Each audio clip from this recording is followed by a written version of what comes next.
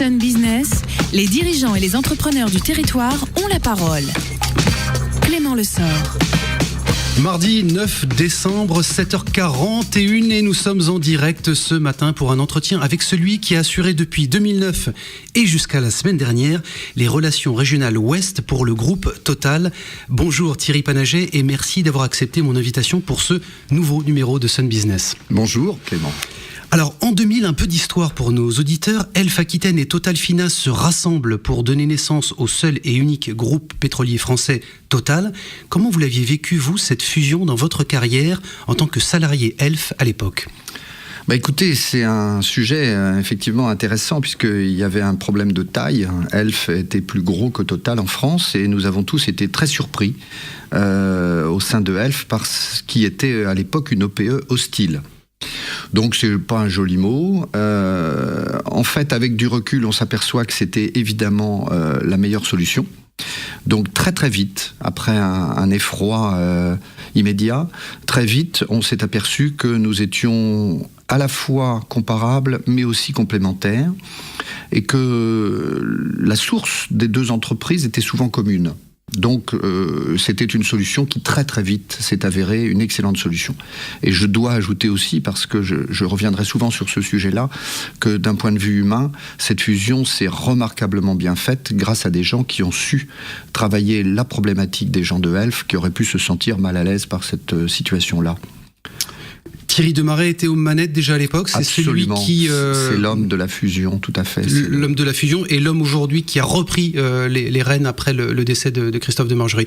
On y reviendra. Quand on dit Grand Ouest pour votre fonction et pour les relations du groupe Total dont vous vous êtes occupé, ça représente quel territoire pour nos éditeurs, quel découpage pour le groupe Total sur sa partie marketing raffinage, puisque c'est ça dont il est question. Oui, alors Thierry Panaget. Effectivement, c'est un très grand Ouest. Mais vous allez voir que la géographie n'est pas en lien direct avec les problématiques. Alors la géographie, c'est Cherbourg, la frontière espagnole, et globalement Brest-Bourges. Vous voyez, c'est un très grand quart nord-ouest de la France.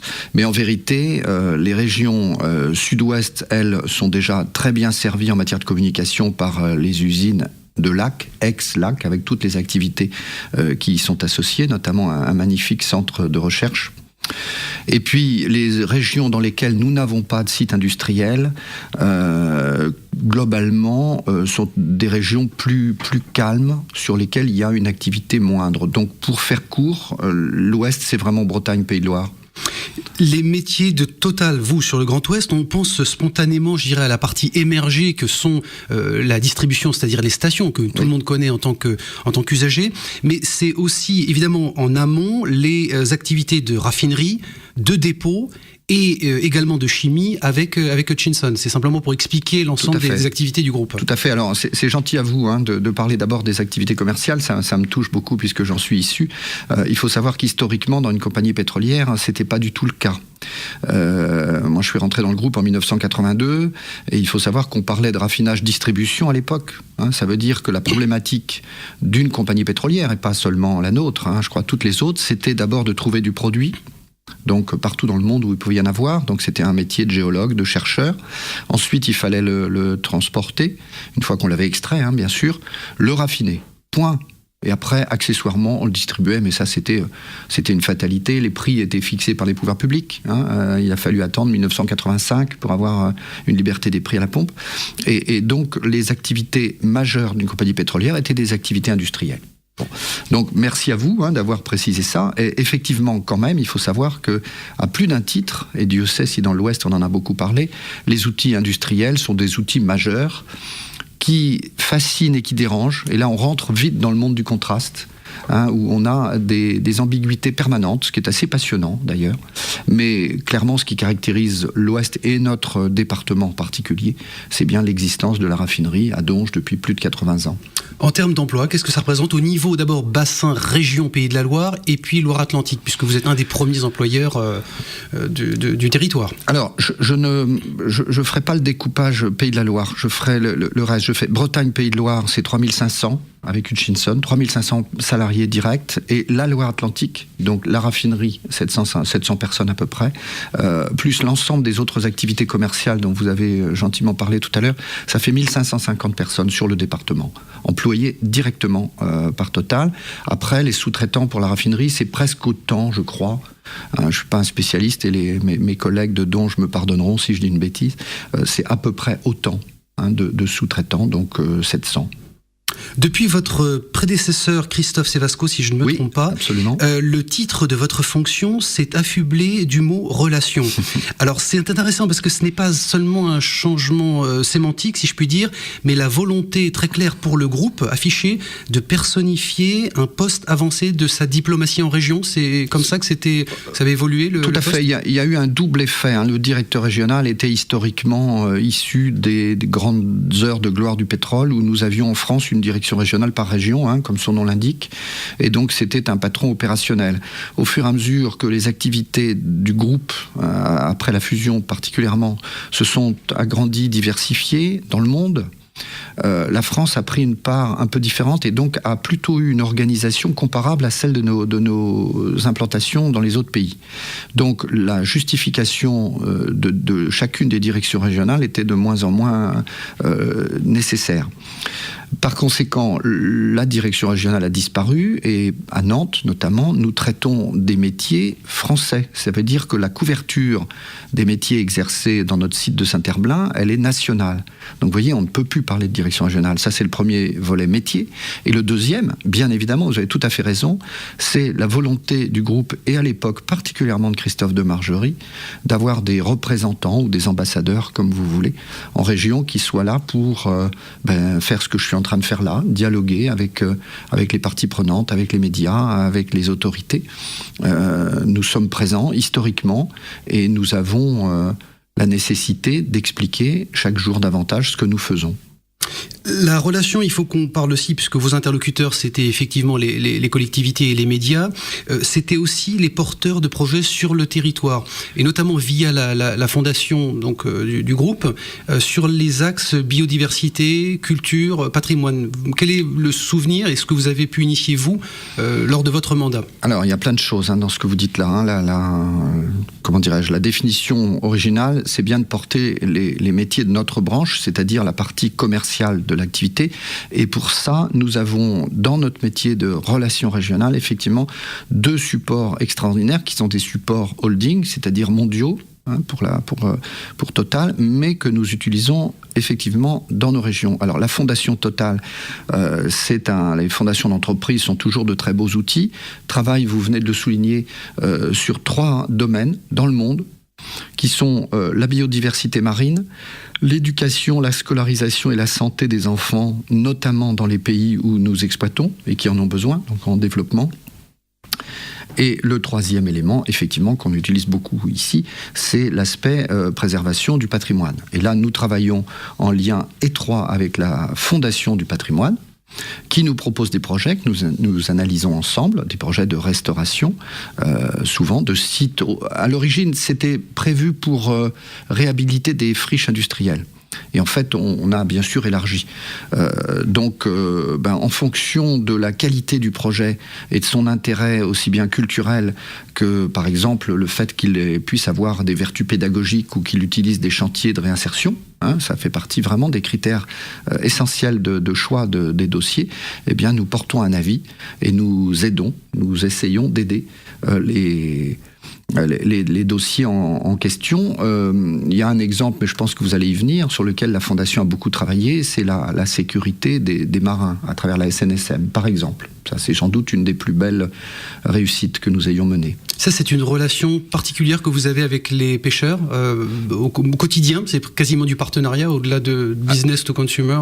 Alors, c'est vraiment un domaine très personnel pour moi, parce que donc, je suis issu du commerce que j'ai, je dirais, exercé pendant plus de 25 ans dans le groupe.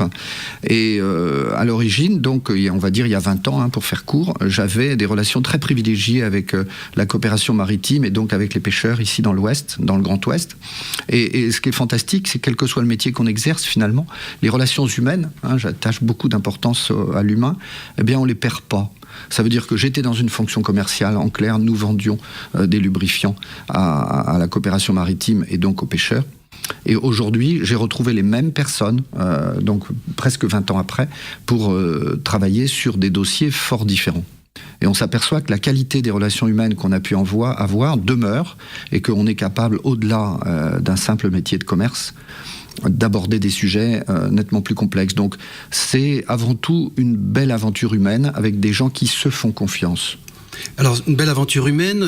Là, effectivement, le cœur de métier, c'est quand même d'approvisionner les personnes, les professionnels et les particuliers en carburant. Cela paraît plutôt évident, tellement évident d'ailleurs qu'on parle rarement de vous, sauf quand il y a des problèmes.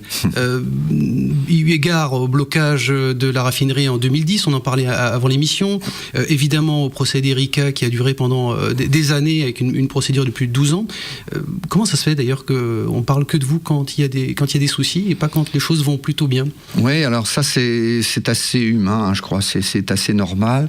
C'est vrai que l'acte qui consiste à faire un plein d'essence, c'est devenu quelque chose d'extrêmement, ça a toujours été d'ailleurs, je pense, d'extrêmement normal et naturel. La jauge s'allume, on s'arrête à la première station venue, on décroche le pistolet, volucompteur et on se sert.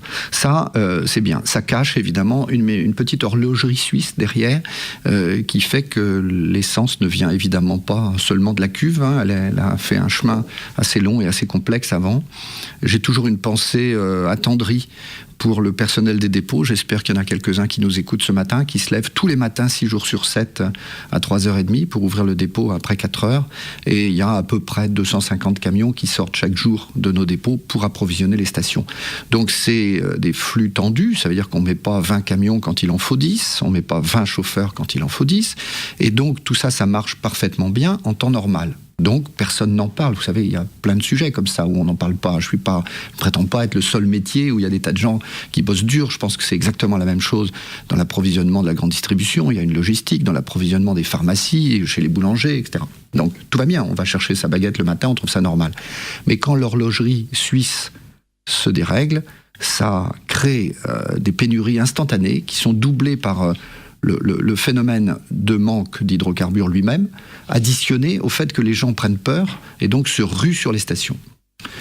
Voilà. Mais est-ce que vous avez le sentiment quand même à la fin là de votre mandat, de votre fonction, puisque vous avez quitté ces fonctions-là la semaine dernière et vous y étiez depuis 2009, est-ce que vous avez réussi pour votre territoire en tout cas à réconcilier les parties prenantes, je dirais, avec le groupe?